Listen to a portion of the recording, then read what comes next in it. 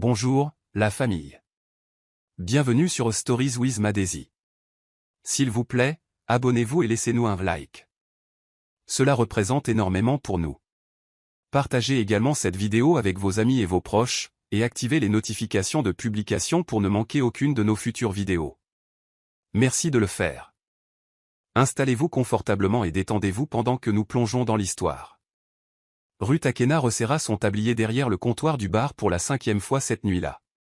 À 22 ans, elle s'était habituée au regard lourd des hommes ivres, à l'écho des verres qui s'entrechoquaient, à la douleur sourde dans ses pieds après chaque service, mais cette nuit semblait plus pesante.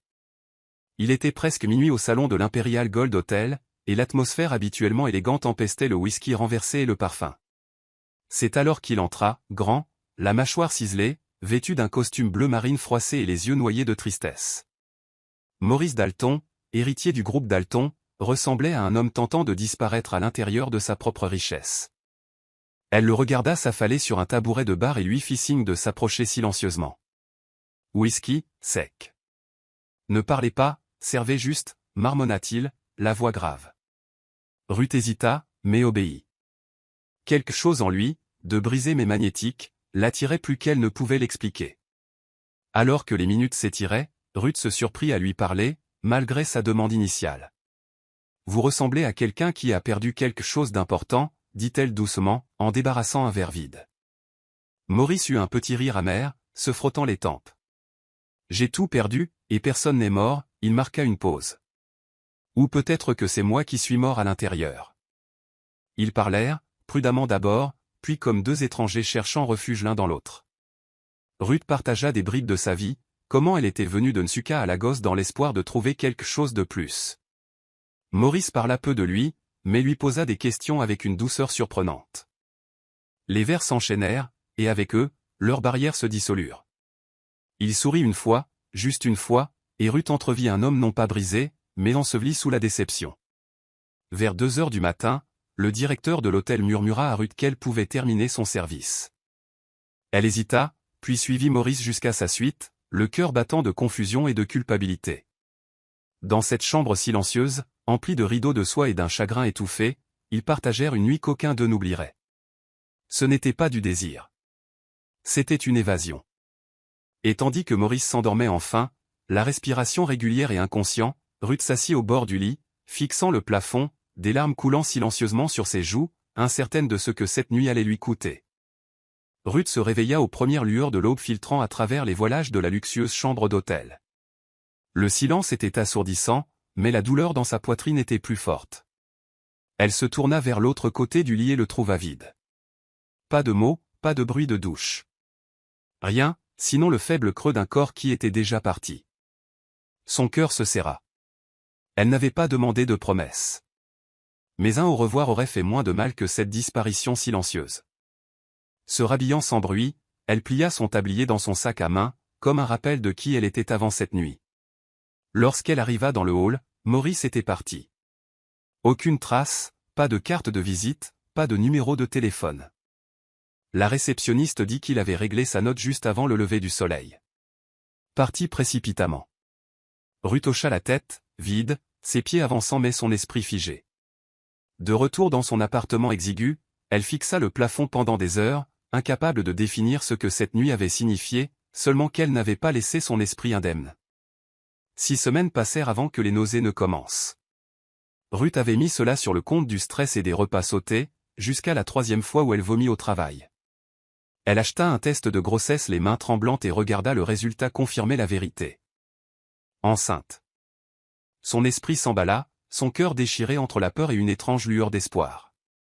Elle tenta tout pour retrouver Maurice, appela l'hôtel, demanda au directeur, revint même les jours où il était censé être là pour affaires. C'est un Dalton, lui souffla un membre du personnel. Les hommes comme lui disparaissent au petit matin. Mais quelqu'un d'autre la trouva en premier.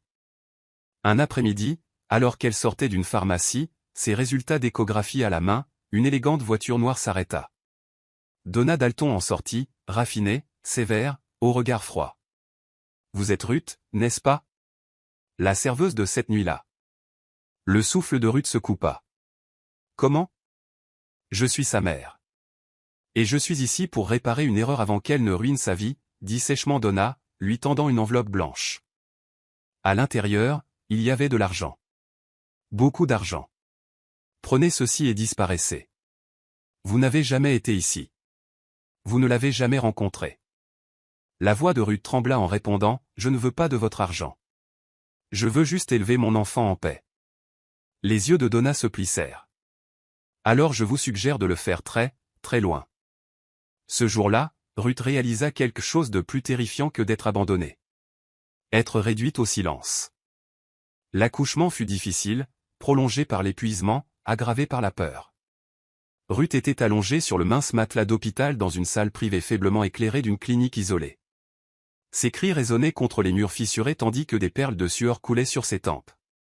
Clara, qui était venue de la ville pour être à ses côtés, lui tenait la main et murmurait, « Tu es forte, Ruth. Juste un peu plus. Tu y es presque. » Avec une dernière poussée, un cri perçant remplit la pièce.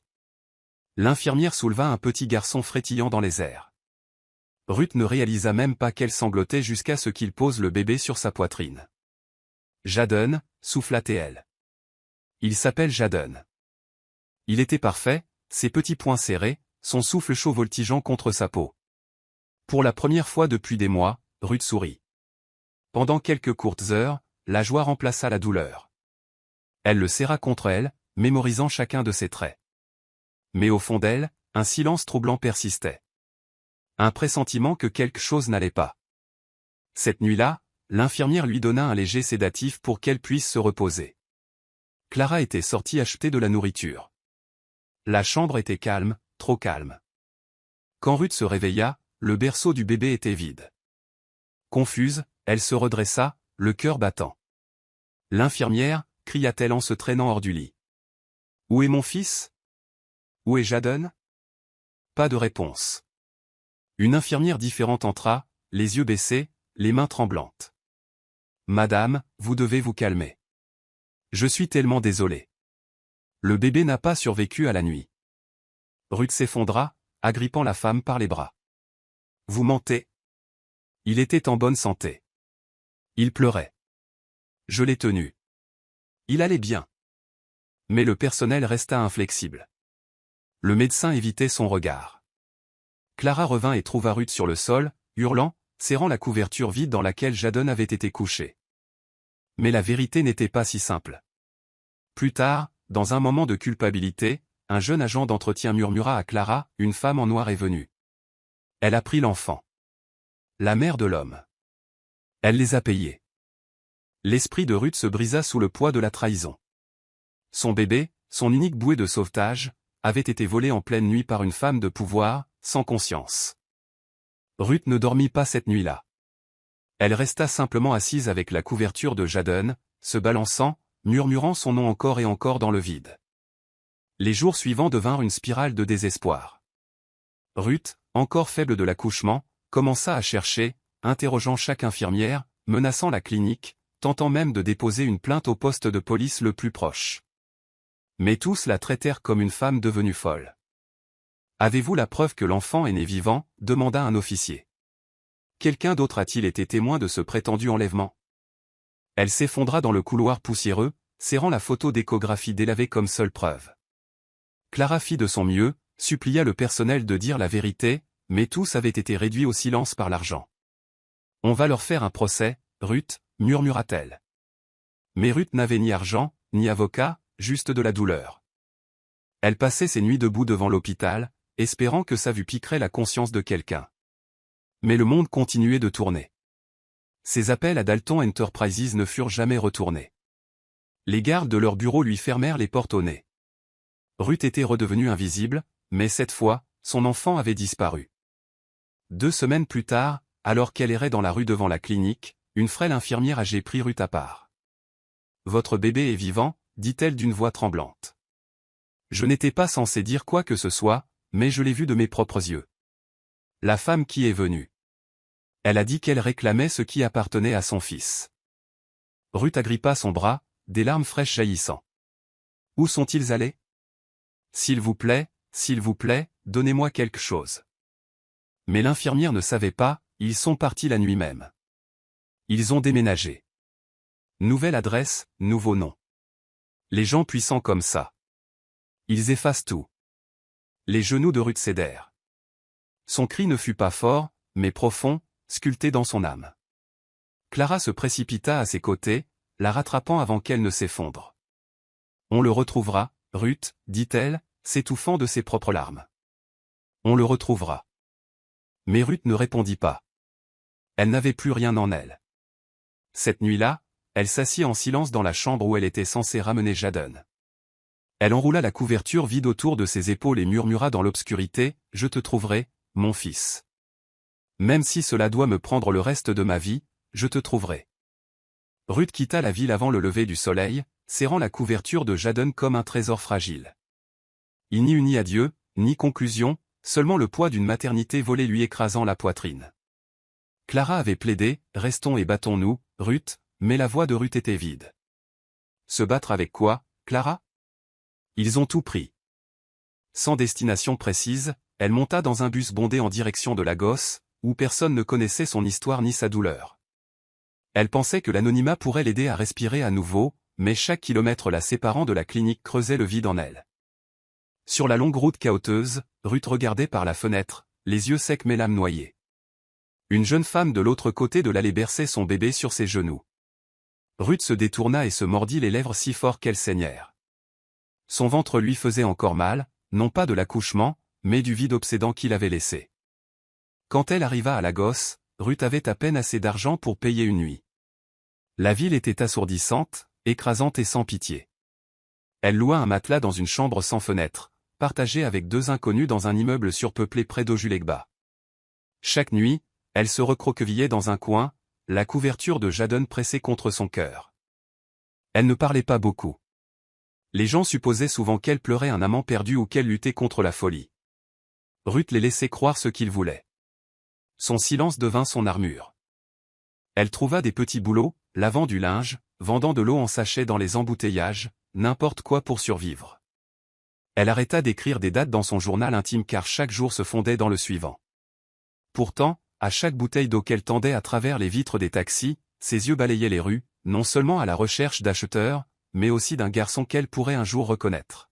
« Tu ne parles pas beaucoup, Ruth », lui dit une fois une de ses voisines. Elle sourit faiblement.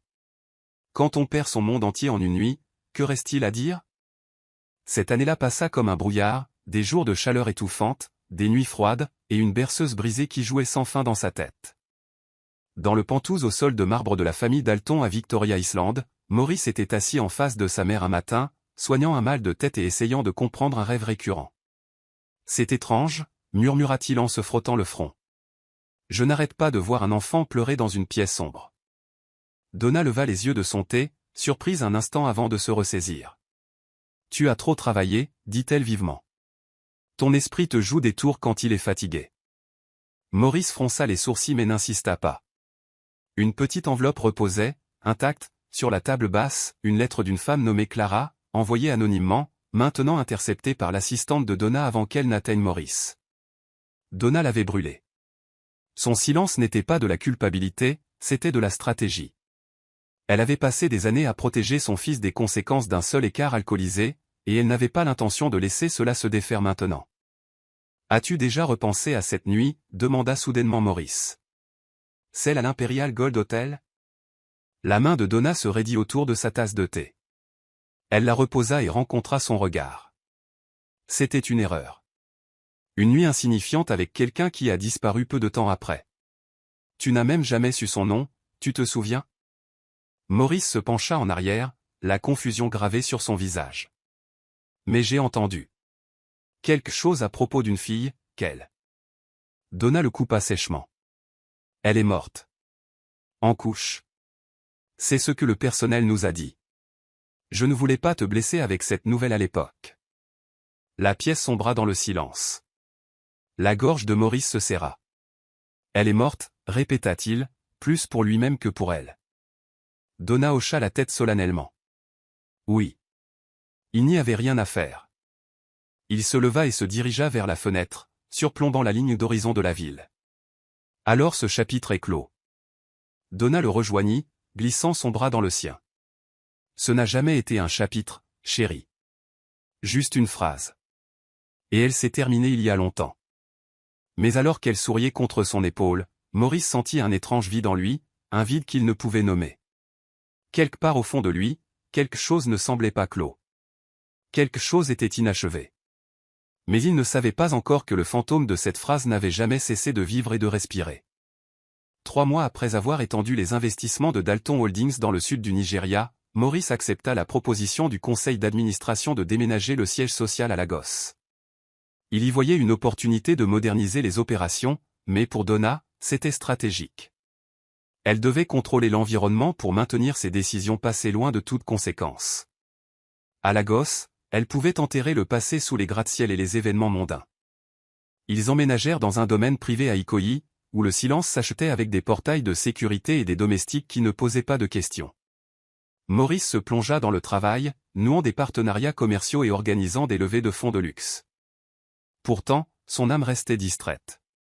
Il se sentait de plus en plus attiré par les enfants de manière inattendue, s'arrêtant plus longtemps lorsqu'ils couraient devant lui dans les centres commerciaux, ou se demandant pourquoi le cri d'un enfant résonnait si profondément en lui. Un jour, lors d'un événement de don à une école, un garçon tira sur sa veste et demanda « Vous êtes le papa de Jadon ?» Maurice cligna des yeux. « Qui est Jadon ?» Le garçon haussa les épaules. « Mon ami. Il vous ressemble. » Maurice gloussa poliment et s'éloigna, mais le nom resta dans sa tête pendant des jours. Pendant ce temps, Donna s'assurait que Jadon restait isolé.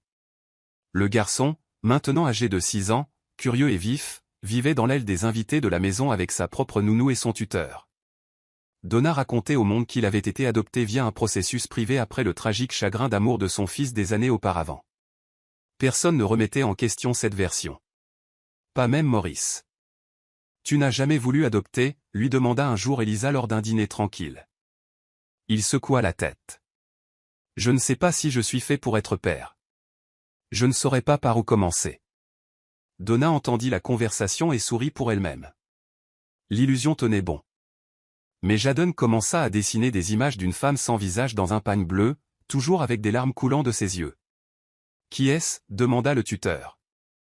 Jadon se contentait de murmurer « Je pense qu'elle me cherche. » De l'autre côté de la ville, sous un toit qui s'écaille à Surulere, Ruth vendit son dernier paquet d'eau de la journée et leva les yeux alors qu'un SUV noir passait à toute vitesse. Elle ne pouvait pas l'expliquer. Mais quelque chose dans la silhouette floue sur la banquette arrière la fit frissonner.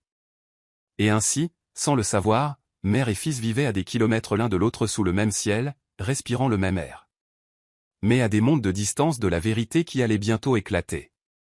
En 2020, Ruth était devenue une figure incontournable des rues animées de Surulere, à Lagos. Ses pieds se déplaçaient instinctivement entre les voitures en mouvement, équilibrant son plateau de bouteilles d'eau sur sa tête alors que le trafic s'intensifiait autour d'elle. Elle avait appris à sourire même lorsque le soleil lui brûlait la peau et que les semelles de ses chaussures se déchiraient sous ses pieds. Chaque matin avant de partir, elle embrassait le coin délavé de la couverture de bébé de Jadon, qu'elle gardait caché dans sa tête d'oreiller. Pour les étrangers, elle n'était qu'une autre vendeuse à la criée hurlant « Pure water ». 50 Naira. Mais à l'intérieur, Ruth survivait grâce à l'espoir fragile que son fils était toujours quelque part dans cette même ville. « Pourquoi ne te reposes-tu jamais, ne serait-ce qu'un jour ?» lui demanda Clara un soir, en posant un bol chaud de soupe d'okra devant elle. « Si je me repose, je me souviendrai trop », dit doucement Ruth, pliant ses jambes à côté du ventilateur en plastique qui déplaçait à peine l'air chaud de leur studio. Le quartier murmurait souvent à propos de Ruth, la fille aux yeux tristes et à la bouche fermée. Mais Clara comprenait que la douleur lui avait appris à fonctionner sans conversation. Ruth avait travaillé comme femme de ménage, domestique et vendeuse de rue, refusant de mendier mais n'ayant jamais honte de travailler dur. La nuit, elle priait à voix basse, non pas pour la richesse, mais pour une révélation. Quelque chose, n'importe quoi, pour la conduire à Jadon. Ses rêves mettaient souvent en scène des moments où il courait dans ses bras. Parfois, elle se réveillait en souriant. D'autres nuits, elle hurlait. Clara la serrait dans ses bras et murmurait « Dieu n'est pas endormi ».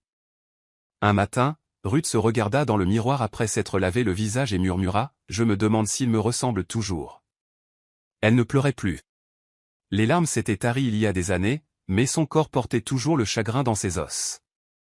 Ce jour-là, alors qu'elle vendait de l'eau près d'un péage, un convoi de luxe passa.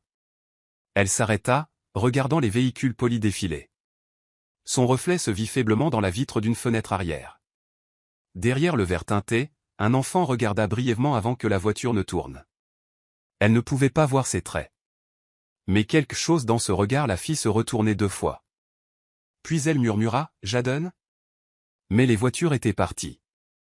Une semaine après la rencontre au péage, Ruth se tenait près d'un grand rond-point lorsque ses yeux captèrent un grand panneau d'affichage LED dominant la route. Une publicité passait, et le visage qui apparut arrêta le monde entier pour elle. Maurice. Plus âgé, plus vif, confiant, vêtu d'un costume élégant, donnant un discours sur l'innovation et l'héritage. Le logo en dessous indiquait « Dalton Group ». Bâtir l'avenir de l'Afrique. Ruth lâcha le sachet d'eau qu'elle tenait. Son cœur battait contre ses côtes comme un marteau. C'est lui, murmura-t-elle, le père. Les chauffeurs klaxonnaient, les gens criaient, mais elle ne pouvait pas bouger. Son passé venait de réapparaître, à 3 mètres de haut au-dessus d'elle. Elle rentra lentement chez elle, essayant de comprendre pourquoi il était à la gosse. « Clara » dit-elle en entrant dans leur chambre, à bout de souffle. « Il est ici. Maurice Dalton. Il est dans cette ville. » Clara se redressa de son matelas, stupéfaite. « Tu es sûre ?» Ruth hocha la tête. « Je l'ai vu sur le panneau d'affichage Dalton à Ojota. Il n'a pas changé, mais maintenant il est partout. » Cette nuit-là, Ruth resta éveillée sur le téléphone de Clara, faisant des recherches sur lui sous une faible lumière. Son entreprise avait ouvert un nouveau siège à Lagos il y a à peine 2 ans. Les articles le louaient comme un visionnaire. Une vidéo montrait Maurice tenant la main d'un enfant lors d'une visite caritative dans une école. Le dos du garçon était tourné vers la caméra, mais le cœur de Ruth s'emballa.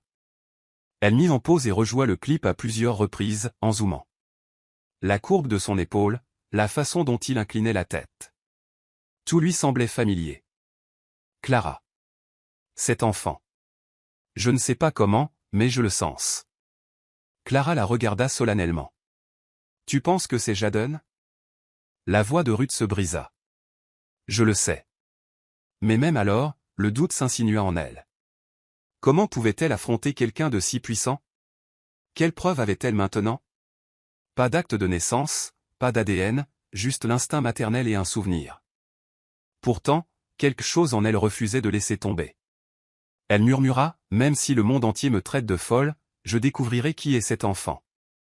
C'était la première fois que Ruth s'autorisait à croire que le destin ne l'avait pas abandonnée. L'espoir, faible et tremblant, était revenu. Jadon Dalton vivait dans un manoir rempli de tout ce qu'un garçon pouvait désirer. Sauf la vérité. À seulement 6 ans, il avait sa propre chambre avec des jouets, un tuteur privé, des leçons de piano et des livres sur l'espace et la science.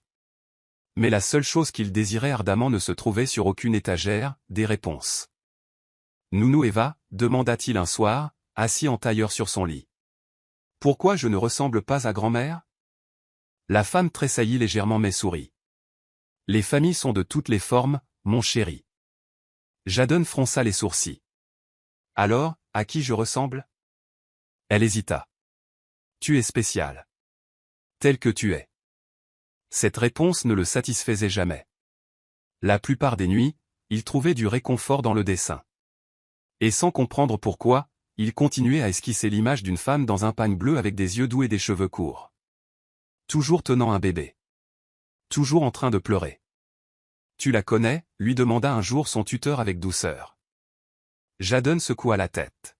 « Elle vit dans mes rêves. » Pendant ce temps, Maurice remarquait à peine l'agitation du garçon. Pour lui, Jadon faisait partie de la maison dont il avait hérité, comme une responsabilité transmise par sa mère. « Cet enfant te ressemble de plus en plus chaque jour », plaisanta Isaac lors d'un brunch. Maurice en rit. Donna dit que c'est juste une heureuse coïncidence.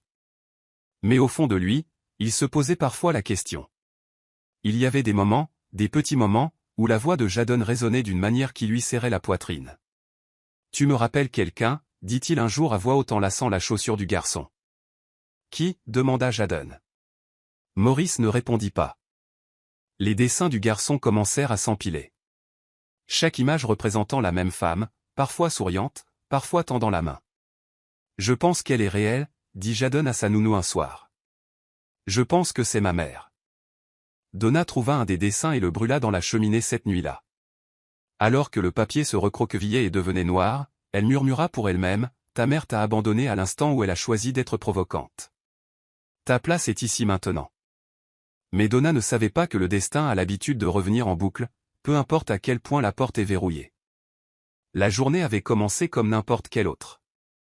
Ruth était revenue de la vente d'eau, le visage brûlé par le soleil et épuisé. Elle s'assit sur le sol, son plateau appuyé contre le mur, les yeux fixés sur le vide. Clara l'observa tranquillement depuis le lit, puis prit finalement la parole. « Tu n'es plus la même depuis que tu as vu ce panneau d'affichage, Ruth. Parle-moi. » Pendant longtemps, Ruth ne répondit pas. Mais quand elle le fit enfin, sa voix était à peine un murmure. « L'homme de cette nuit-là. Je pense qu'il élève mon fils. » Clara posa lentement le sac en plastique de course qu'elle tenait. « Tu veux dire l'homme avec qui tu as eu Jadon? Celui dont la mère l'a pris? » Ruth hocha la tête. « Maurice Dalton. Je n'avais pas reconnu son nom avant, mais maintenant je me souviens de son visage. Il est ici à Lagos. Et ce garçon que j'ai vu dans ce clip vidéo. Quelque chose me dit que c'est mon fils. » Clara s'assit à côté d'elle et lui prit la main. « Ruth, ce n'est pas quelque chose que nous pouvons deviner. Nous avons besoin de faits. Es-tu sûre? » Ruth répondit, « Je ne suis sûre de rien d'autre. Mon âme l'est. » Clara écouta attentivement tandis que Ruth, pour la première fois en 7 ans, déballait toute l'histoire, chaque moment de la grossesse, le cœur brisé à la clinique, l'infirmière qui avait osé murmurer la vérité. Sa voix se brisa lorsqu'elle décrivit le rêve qui revenait chaque nuit, Jadon l'appelant en maman d'une voix qu'elle n'avait en fait jamais entendue. Les yeux de Clara s'emplirent de larmes. « Pourquoi ne m'as-tu pas tout dit avant ?» demanda-t-elle. « Parce que je ne voulais pas que ce soit réel, » admit Ruth. Le dire à voix haute rend plus difficile de prétendre que ce n'est pas arrivé. Clara se leva et commença à arpenter la petite pièce. « Nous avons besoin d'un plan, Ruth. Cet homme est puissant. Mais le pouvoir ne signifie pas qu'il est intouchable. Nous devons juste être intelligentes. » Ruth leva les yeux, la voix tremblante. « Et s'ils ne me croient pas? Et s'ils me font encore du mal? » Clara secoua la tête. « Alors nous trouverons un moyen de les obliger à écouter.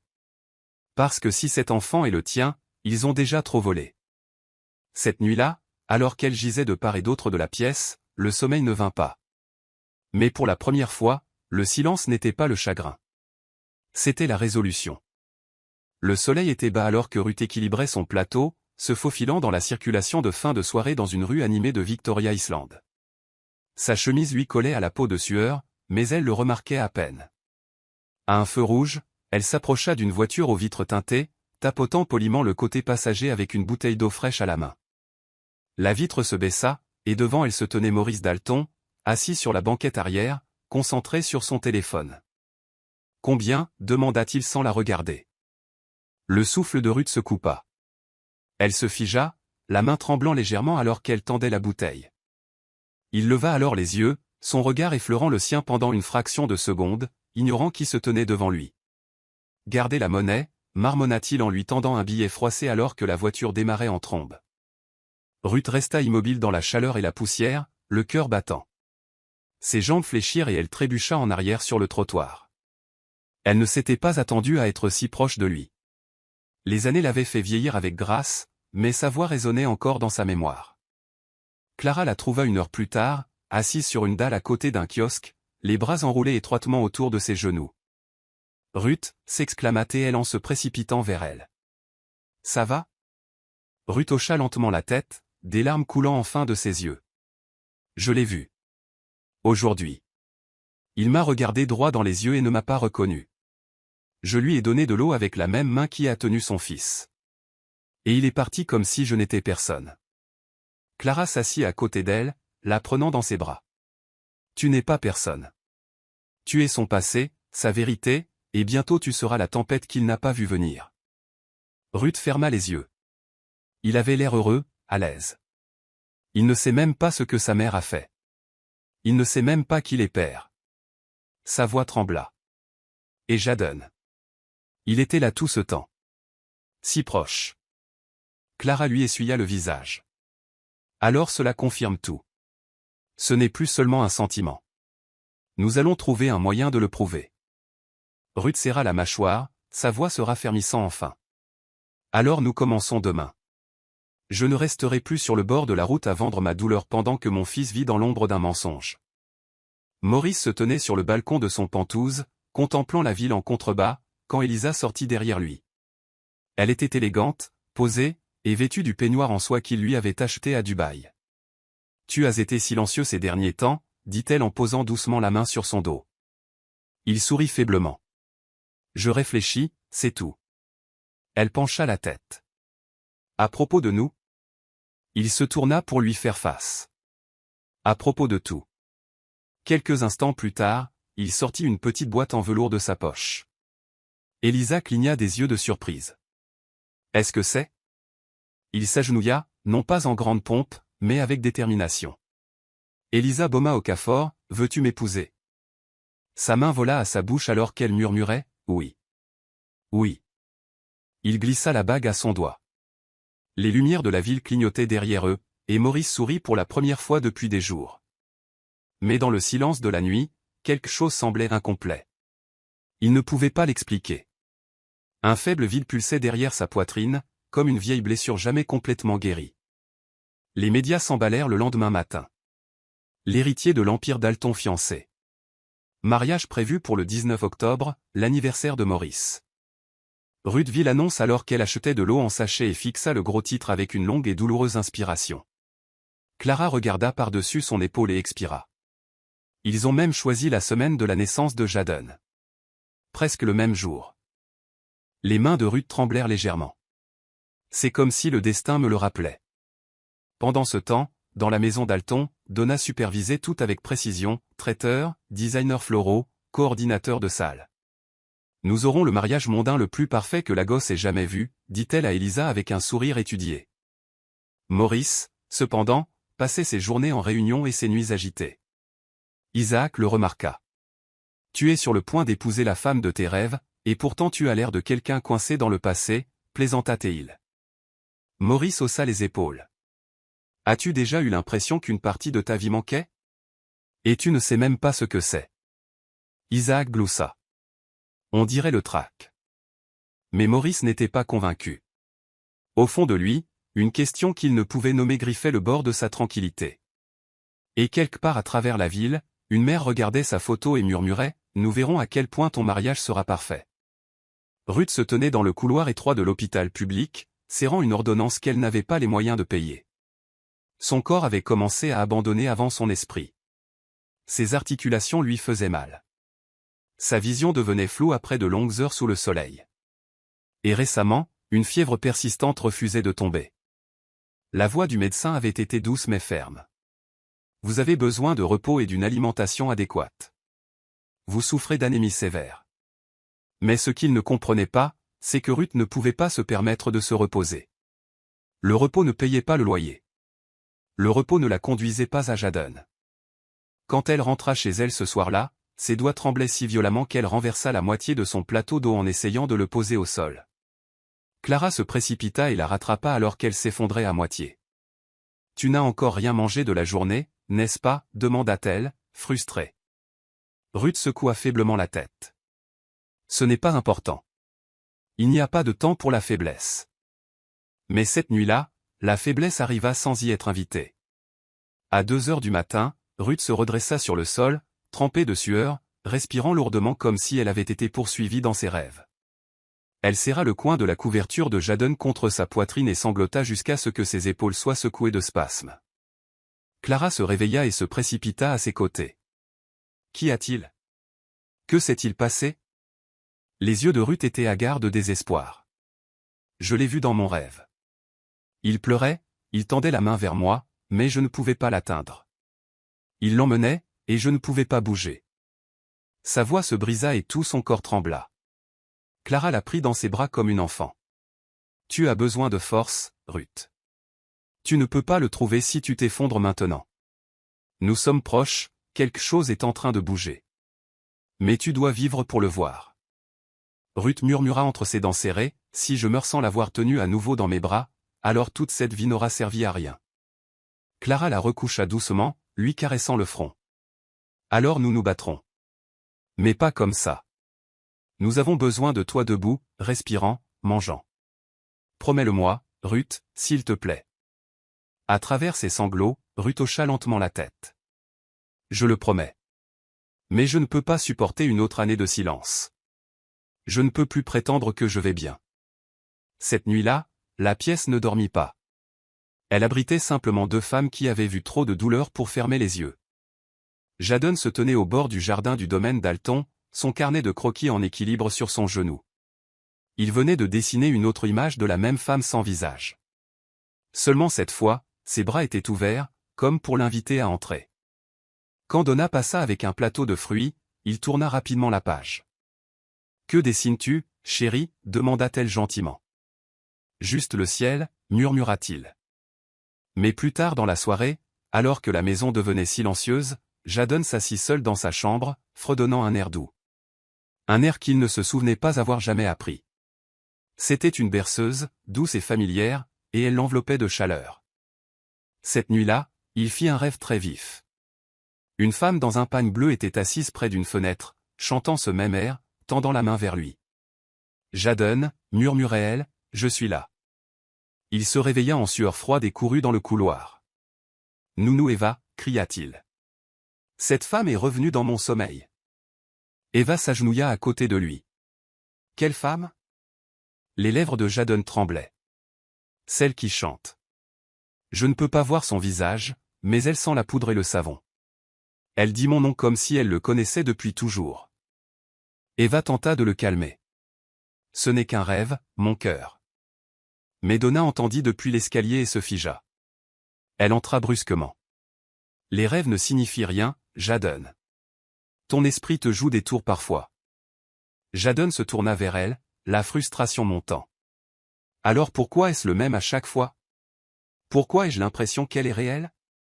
L'expression de Donna se durcit. Elle posa la main sur son épaule. Parce que ton imagination est spéciale. C'est tout. Mais plus tard, derrière des portes closes, elle appela le thérapeute du domaine. Il a commencé à rêver d'une femme, murmura-t-elle. Une figure récurrente. Pas de nom, mais je crains que cela ne déclenche quelque chose. Le thérapeute répondit, parfois, les rêves sont des fragments de mémoire, surtout de la petite enfance. Ils persistent. Les doigts de Donna s'enfoncèrent dans la coudoir. Assurez-vous qu'il l'oublie. Je ne laisserai pas le passé tout défaire. Mais elle ne savait pas que Jadon avait déjà commencé à reconstituer une image que personne ne voulait qu'il termine. 2 semaines après l'effondrement de Ruth, Clara rendit visite à un discret cabinet d'avocats niché entre des magasins à Yaba. L'avocat, un homme las mais au regard vif nommé Maître Orgy, devait une faveur à Clara depuis des années. Elle expliqua la situation avec soin, lui tendant un document que Ruth avait gardé caché, une photocopie de l'échographie et la carte d'enregistrement de la clinique portant le nom de Dalton. Orgy se renversa dans sa chaise, les sourcils froncés. « Dalton » répéta-t-il. « Comme Maurice Dalton ?» Clara hocha la tête. Sa mère a pris l'enfant de Ruth et a prétendu qu'il était mort à la naissance. Mais ce bébé est vivant. J'ai besoin de savoir comment ils ont fait. Comment ils ont tout effacé. Orgy prit une longue inspiration et ouvrit un tiroir mince. Commençons par le registre des naissances. Si une naissance a été enregistrée puis modifiée, il peut y avoir une trace numérique. Les heures passèrent, les dossiers furent sortis, les registres comparés. Finalement, Orgy leva les yeux, le regard vif. J'ai trouvé quelque chose. Il y a un enregistrement au nom de Ruth, mais il a été marqué comme inactif pour cause de mortinatalité. Puis un deuxième enregistrement a été ajouté des semaines plus tard. Pas de nom maternel. Juste un seul tuteur, Donna Dalton. Clara se pencha en avant, le pouce accélérant. Donc c'était un faux. Orgy hocha la tête. Illégalement modifié. Ce n'est pas rare quand l'argent change de main. La clinique l'a peut-être faussement signalé, mais il y a toujours une trace de cette entrée originale. C'est profondément enfoui, mais ça existe. Clara murmura, on la tient. Elle rentra tard cette nuit-là et montra à Ruth les conclusions imprimées. Ruth lut les lignes, son doigt tremblant. Ça prouve qu'il était à moi, souffla-t-elle. Clara hocha la tête. Cela ne nous rend pas encore le garçon, mais cela nous donne une base. Tu n'es pas folle, Ruth. Tu es sa mère. Et le monde va l'entendre. Ruth serra le document contre sa poitrine comme une bouée de sauvetage. Elle m'a enterré dans le silence. Mais ça. C'est ma voix. Les vents de la ville hurlaient à l'extérieur de leurs fenêtres, mais à l'intérieur de cette petite pièce, une étincelle s'était allumée. La vérité n'était plus une rumeur. Elle avait un horodatage, un nom, un chemin. Et Ruth le suivrait jusqu'à ce qu'elle atteigne les bras de son fils. La nouvelle parvint à Donna par accident. L'une de ses employées de maison, Nkichi, revenue d'une course au marché, mentionna nonchalamment avoir vu une femme vendant de l'eau qui lui semblait vaguement familière. Elle avait le même visage que cette fille d'il y a des années, dit-elle en déchargeant les provisions. Donna se figea. Quelle fille? Nkichi pencha la tête. Cette serveuse, celle de cette nuit à l'hôtel. Je m'en souviens parce que j'ai vu sa photo une fois dans votre tiroir. Le sang de Donna se glaça. Elle congédia Nkichi avec un sourire forcé et passa immédiatement un appel. Découvrez si une femme nommée Ruth Akena vit quelque part à Surulré. Discrètement, ordonna-t-elle à un détective privé. Le soir venu, ses mains tremblaient en tenant les photos de surveillance. Ruth. Vivante. Ruth, à la gosse. Ruth, vendant de l'eau sous un soleil de plomb, s'accrochant toujours à une dignité que l'argent ne pourrait jamais acheter. Donna sentit les murs se refermer. Elle avait enterré ce passé sous des planchers cirés et des événements parfaits. Mais maintenant, la femme même qu'elle avait tenté d'effacer était revenue. 2 jours plus tard, Donna confronta Ruth devant une supérette près de la route principale. Ruth venait de se baisser pour ajuster son plateau lorsqu'une élégante voiture noire s'arrêta. La portière s'ouvrit et Donna en sortit, tel un fantôme d'une autre vie. « Alors, tu es toujours en vie » dit-elle glacialement. Ruth se releva lentement, imperturbable. « Vous n'êtes pas surprise.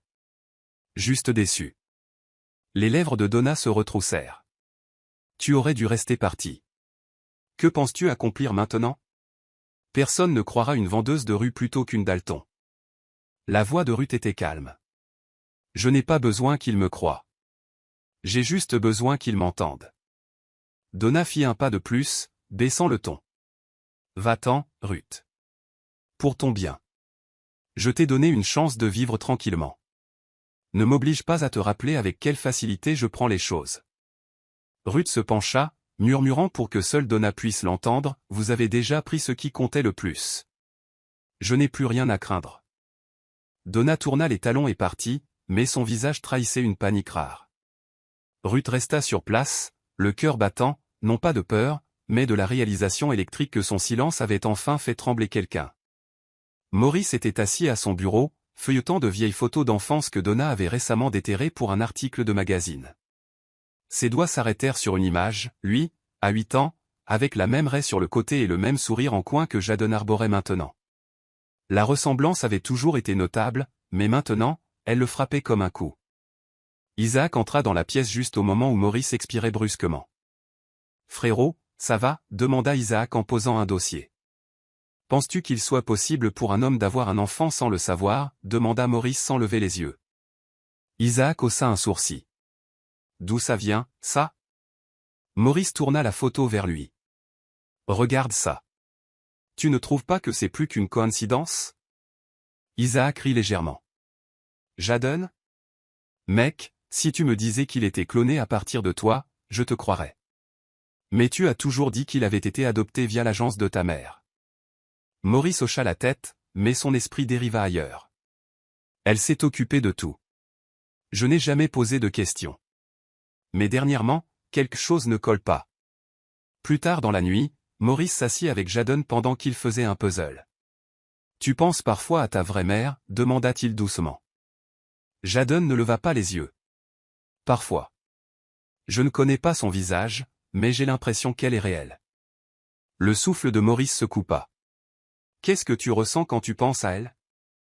Jadon s'arrêta, les doigts immobiles. Comme de la musique, des bras chauds et une peau qui sent la poudre. Maurice déglutit difficilement. « Est-ce que grand-mère t'a déjà dit quelque chose ?» Le garçon secoua la tête. « Elle dit que je viens de l'amour, et que c'est suffisant. Maurice détourna le regard, la poitrine serrée.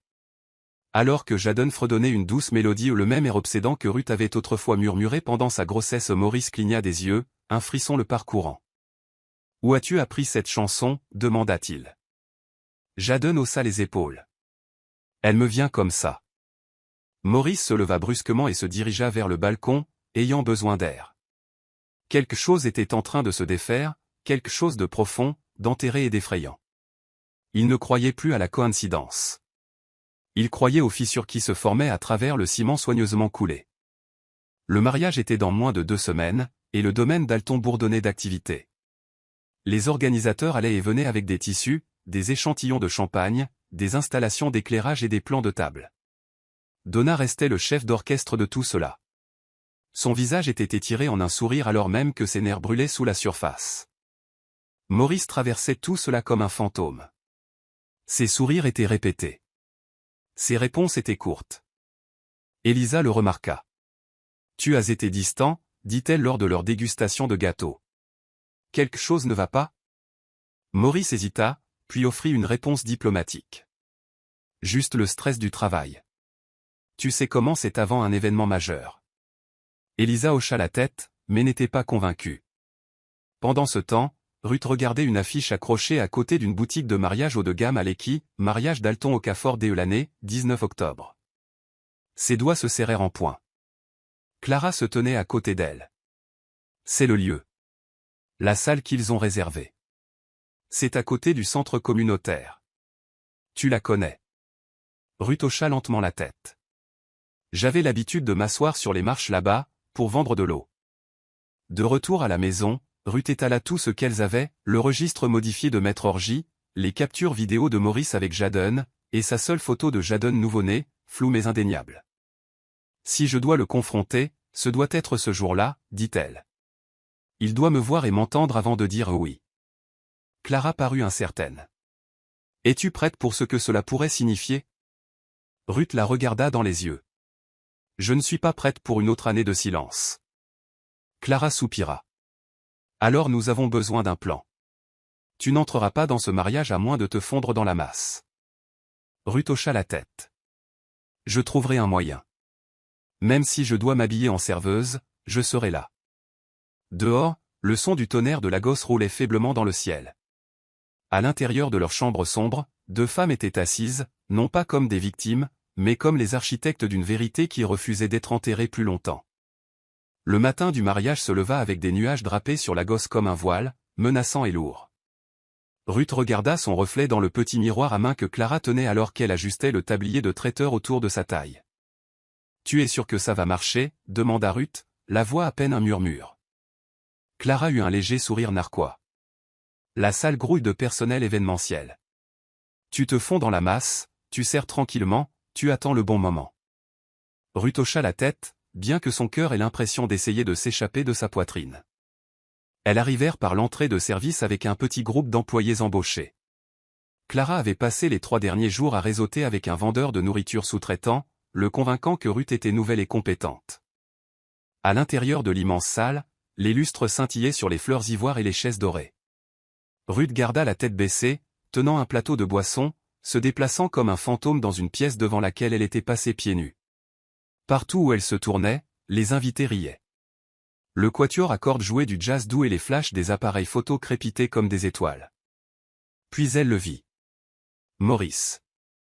Debout, grand, dans un smoking noir impeccable, serrant des mains, hochant poliment la tête.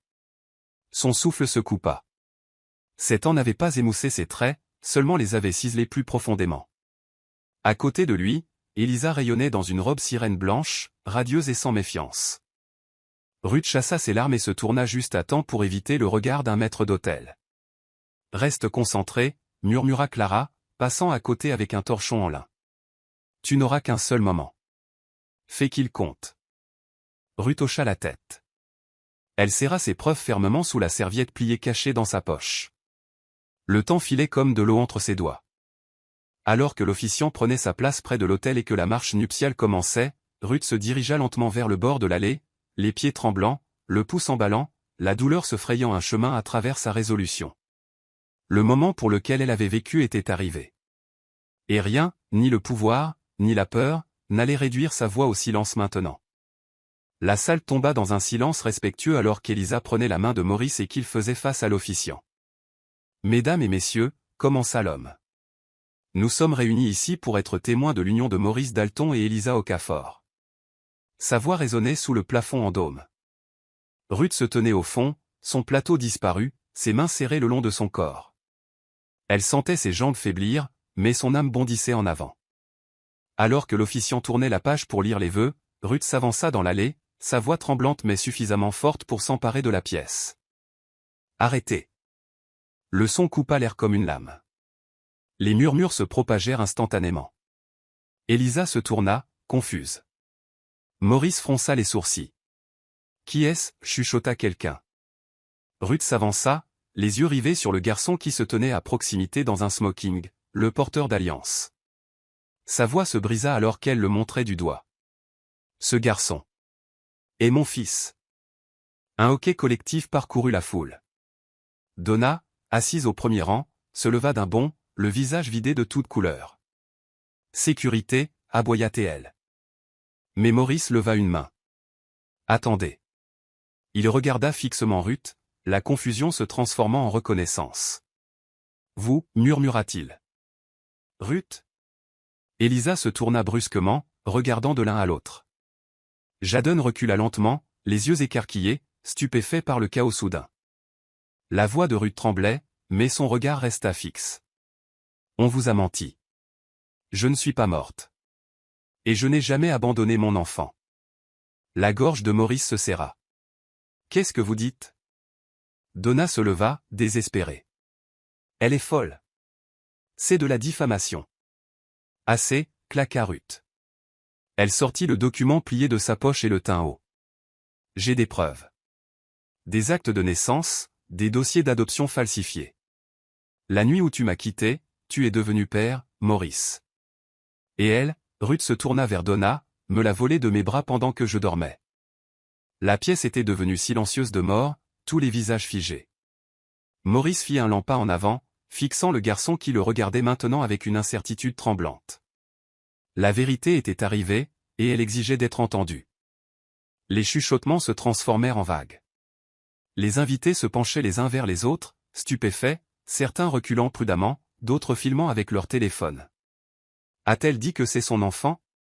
C'est de la folie. Elle n'a pas l'air d'appartenir à cet endroit. Le chef de la sécurité hésita, jetant un coup d'œil à Maurice, qui n'avait pas encore dit un mot. Elisa se tenait là, sans voix, son bouquet glissant lentement de sa main. Jadon se tenait au centre de tout cela, figé, ses petites mains serrées à ses côtés. Ruth s'avança, ses talons claquant sur le sol en marbre alors qu'elle s'accroupissait à son niveau. « Jadon » murmura-t-elle, « c'est moi. Je suis ta mère. » Les yeux du garçon firent la navette entre elle et Donna, qui semblait maintenant complètement ébranlée. « Je connais ton visage » souffla-t-il. « De mes dessins. » Donna se jeta en avant. « Jadon, ne l'écoute pas » cria-t-elle, sa voix montant en désespoir. Elle est confuse, elle essaie de détruire cette journée. Mais Jadon ne bougea pas. Ruth plongea lentement la main dans sa poche et en sortit un petit morceau de tissu, sa couverture de bébé, maintenant effilochée sur les bords. Elle la déplia et lui montra les initiales qu'elle y avait cousues avec des doigts tremblants 7 ans auparavant. « Tu dormais enveloppé là-dedans » dit-elle doucement. « Tu avais la mâchoire de ton père, mais tes yeux étaient tout de moi. » Jadon fit un pas en avant, les yeux brillants. « Mes rêves » dit-il. « Tu chantes toujours dans mes rêves. » Les mains de Ruth tremblèrent alors qu'elle hochait la tête. « Parce que je n'ai jamais cessé de t'attendre. » Maurice se rapprocha, incapable de détourner le regard.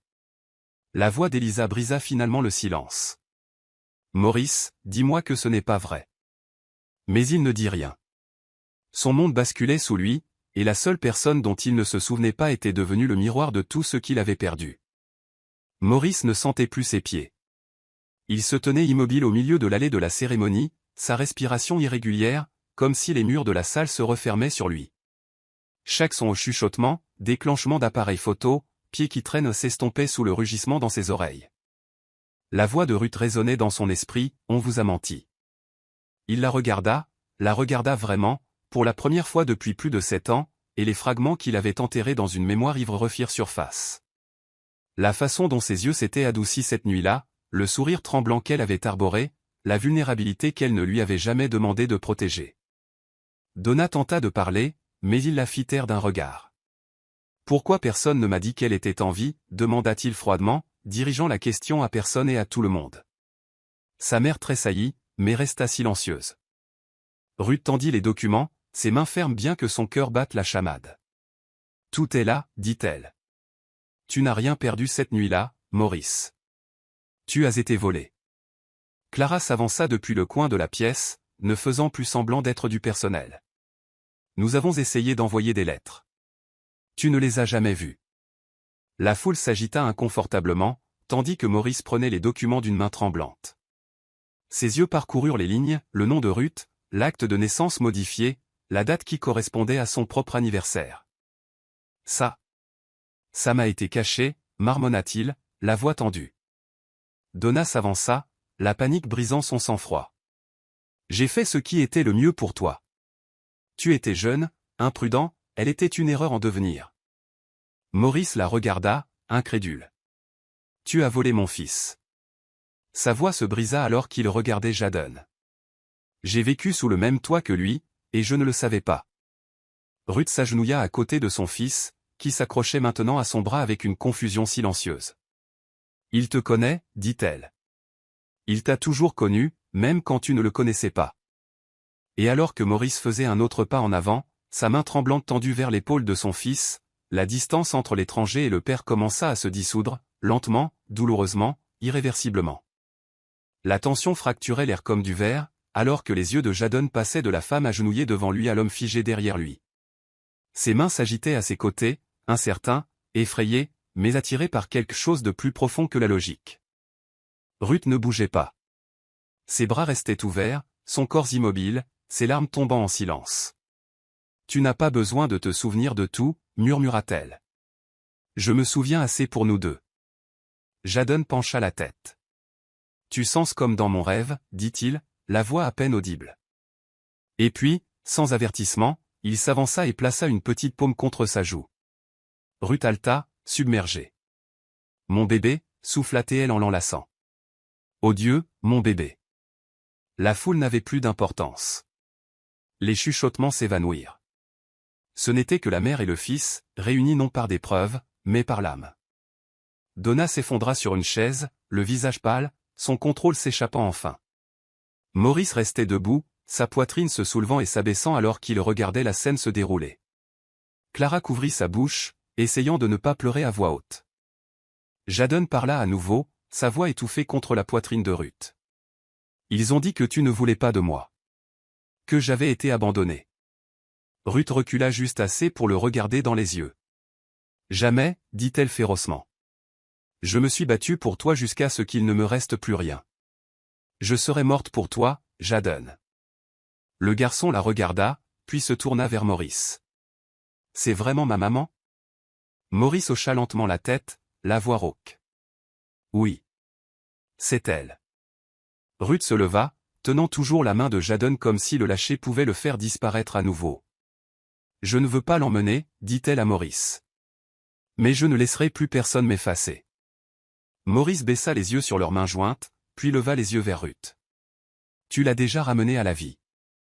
Il faut juste que je trouve comment me ramener à la vie moi-même. » À cet instant, aucun vœu ne fut prononcé à l'autel.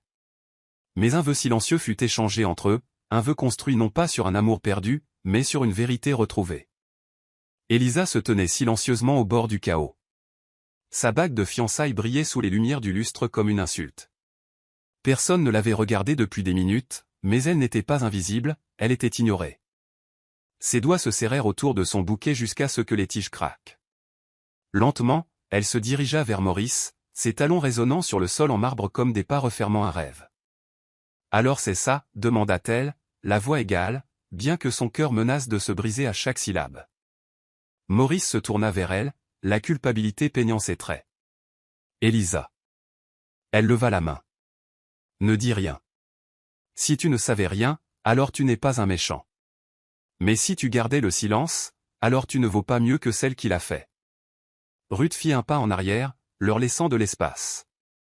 Les yeux d'Elisa rencontrèrent brièvement les siens, non pas en rivalité mais en résignation. « Il lui appartient », dit-elle platement. « Et tout ce que je pensais avoir aussi. » La foule s'éclaircit alors que les chuchotements se transformaient en sorties discrètes. Elisa attrapa le voile sur sa tête et le retira lentement. « Je pensais que ce jour serait le début de mon pour toujours, » dit-elle, la voix se brisant. Il s'avère que c'est la fin du silence de quelqu'un d'autre. Maurice ouvrit la bouche pour parler, mais aucun mot ne vint.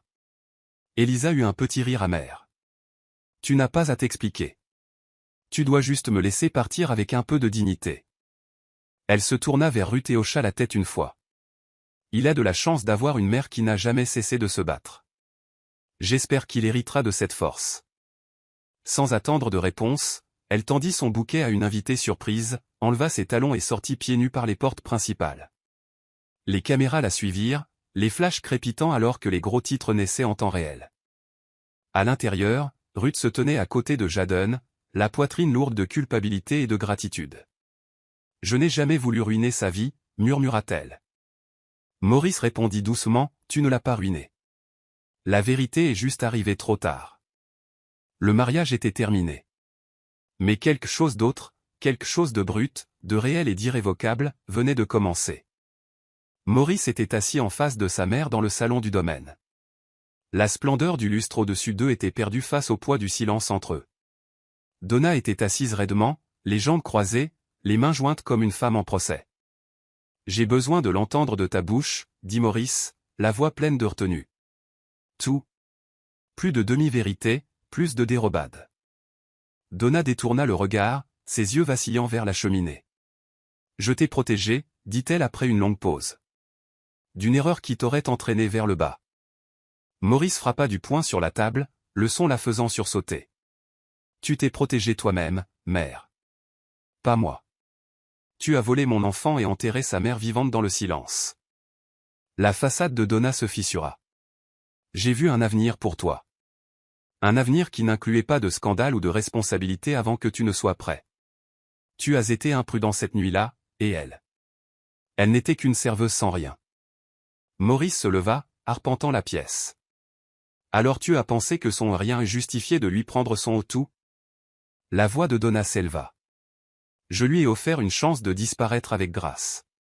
Elle m'a craché au visage et a choisi la pauvreté plutôt que la paix. » Il se tourna brusquement.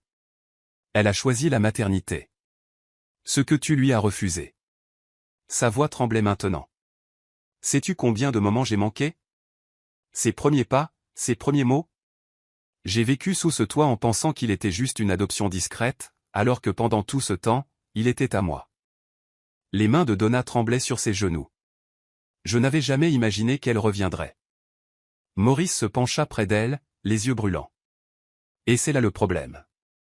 Tu as traité les gens comme des chapitres que tu pouvais effacer. Mais elle n'a pas disparu. Et la vérité non plus. » Les larmes de Donna coulèrent enfin, mais Maurice n'offrit aucun réconfort. Il se tourna et sortit sans un mot de plus, laissant derrière lui la femme qu'il avait élevée et qui avait enterré la femme qui avait porté son enfant. Maurice se tenait maladroitement sur le modeste porche de l'immeuble de Ruth et Clara, vêtu d'un jean et d'une chemise simple. Pas de service de sécurité, pas de chauffeur. Juste un homme face aux conséquences de l'absence. Ruth ouvrit lentement la porte, incertaine de l'expression à adopter. Jadon jeta un coup d'œil derrière elle, les yeux écarquillés. « Salut, » dit doucement Maurice. « Je ne suis pas venu avec des réponses. Juste des questions et de l'espoir. » Ruth s'écarta, le laissant entrer. Le salon était spartiate mais chaleureux.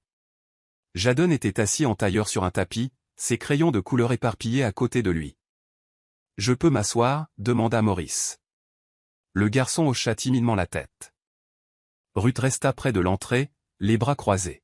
« Je ne veux pas l'embrouiller » dit Maurice. Ruth répondit calmement, il a déjà vécu dans la confusion. Maintenant, il mérite l'honnêteté.